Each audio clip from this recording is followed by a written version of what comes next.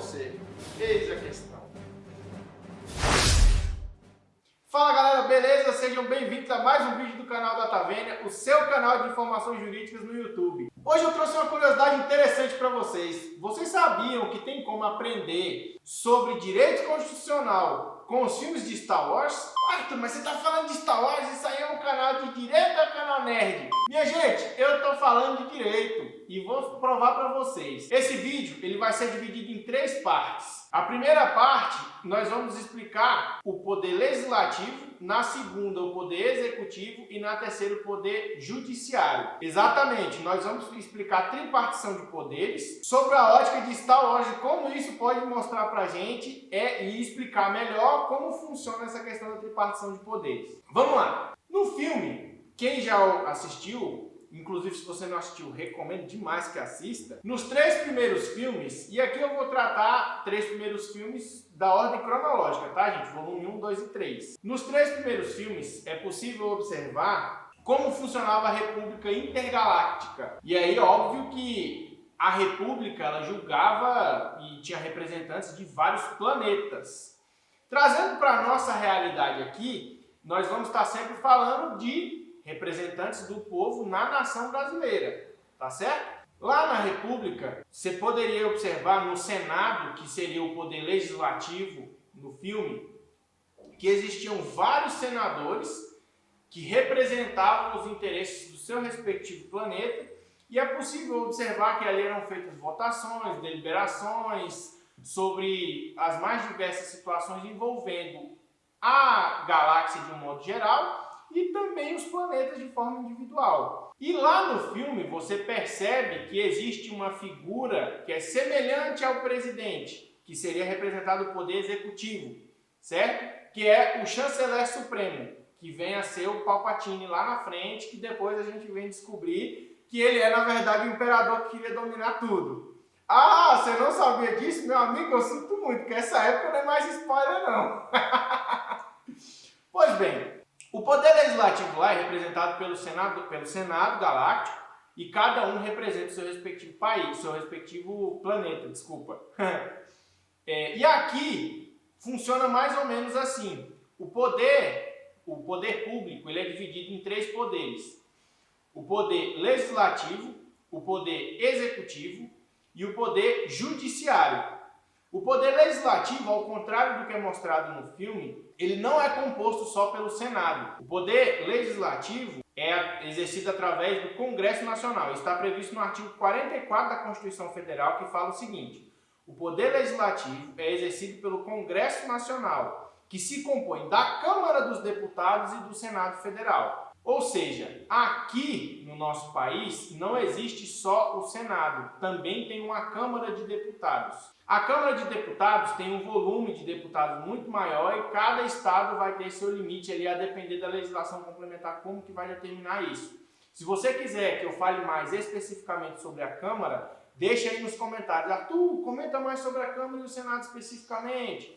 Porque como eu falei para vocês, a ideia não é abordar a fundo o tema, mas dar um panorama geral para que vocês saibam e consigam entender como que funciona a estrutura dos órgãos públicos do Brasil. E aí, ao Congresso, o Congresso brasileiro ele tem algumas atribuições. Existem várias, tá joia? Inúmeras atribuições, só que eu não vou me atentar a ler uma por uma aqui, porque é muita coisa. Se vocês tiverem interesse, o artigo 48 e 49 da Constituição Federal vai falar todas as atribuições, aquelas que precisam de sanção presidencial e aquelas outras que são competência exclusiva do Congresso Nacional. O artigo 48 ele fala o seguinte: cabe ao Congresso Nacional, com sanção do presidente, tratar sobre sistema tributário, diretrizes orçamentárias, plano plurianual, ou seja, o Congresso Nacional ele vai deliberar toda essa questão tributária do nosso país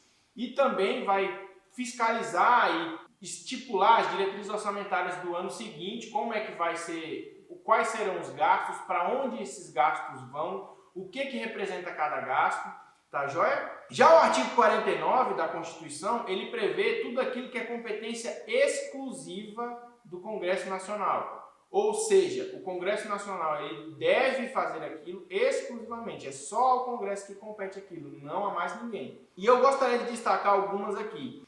Compete exclusivamente ao Congresso Nacional, segundo o artigo 49, autorizar o presidente a declarar guerra ou celebrar a paz, bem como fiscalizar os atos do Poder Executivo.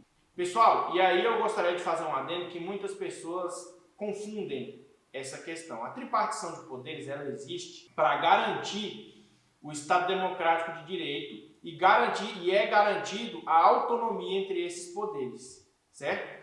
Tanto o executivo, quanto o legislativo, quanto o judiciário, eles são poderes autônomos, porém, um órgão deve fiscalizar o outro. E aqui a gente pode observar que ao Congresso Nacional compete fiscalizar os atos do Poder Executivo. Por quê? Porque os representantes do Poder Executivo não podem praticar atos a seu bel prazer.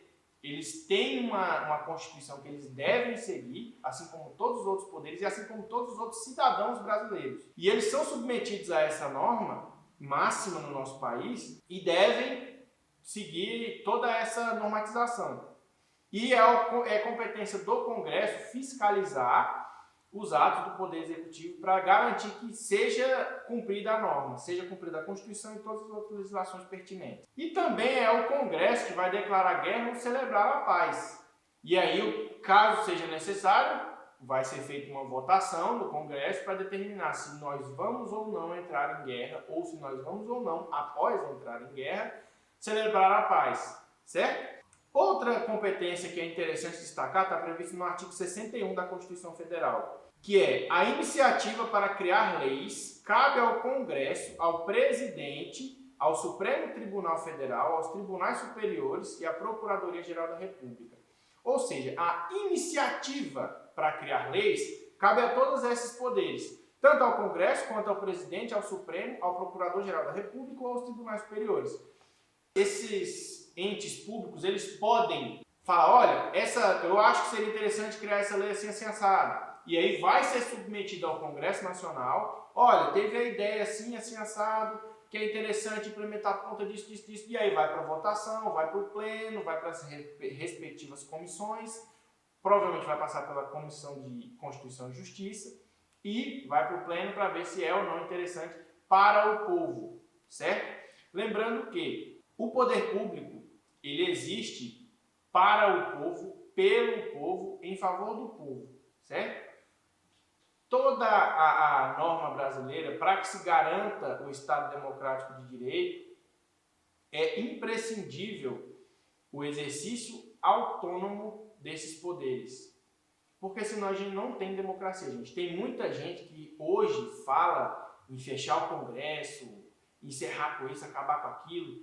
E é muito importante a gente saber o seguinte, é graças à tripartição de poderes e à estrutura do poder público que a democracia é garantida, que você pode falar o que você quiser, que está previsto na Constituição, você tem essa liberdade, e a democracia ela é garantida através dessa tripartição de poderes e do sistema de um modo geral. Também é importante destacar que no artigo 64 da Constituição Federal também fala que a discussão dos projetos de lei terão início na Câmara dos Deputados, é o que eu acabei de falar. Podem ser suscitadas discussões pelo presidente, Supremo e esses outros entes que eu já mencionei, só que sempre vai ser iniciada a discussão de fato sobre a pertinência ou não daquela lei na Câmara dos Deputados. E aí da Câmara dos Deputados, votado, passado por todos os procedimentos ali respeitados, sobe para o Senado e depois para a sanção do presidente da República. Mas aí tem muita gente que fala, tá, mas e se houver uma urgência? Porque demora muito esse processo, tanto na Câmara quanto no Senado. De fato, é um processo que é muito burocrático, tem esse lado negativo, tem essa tripartição de poderes, tem esse lado negativo, mas, apesar de tudo, existe no artigo 62 a previsão de, em caso de relevância ou urgência, o presidente poderá adotar medidas provisórias com força de lei. Ou seja, se for uma medida urgente que tem relevância nacional, o presidente pode editar uma medida provisória e aí, ó, isso aqui está valendo, tem força de lei. Aí ele vai submeter ao Congresso para que o Congresso avalie aquilo, veja se é necessário manter a existência dessa medida provisória ou se é necessário criar uma lei em prol daquilo ou acabar com a medida provisória. Então, para implementar uma certa urgência, nos casos que tem essa relevância importante, o legislador foi muito inteligente e colocou a previsão dessa medida provisória para que o presidente possa agir rápido no caso de relevante interesse nacional. Certo? Pessoal, esse foi o primeiro vídeo explicando o poder legislativo. Espero que vocês tenham gostado. Se isso atribuiu alguma coisa para você, peço que você curta, compartilhe e divulgue para os seus amigos, porque pode fazer relevância para ele também, pode ser um tema relevante para ele. Espero que vocês tenham gostado. Até o próximo vídeo, onde a gente vai falar do poder executivo. Forte abraço!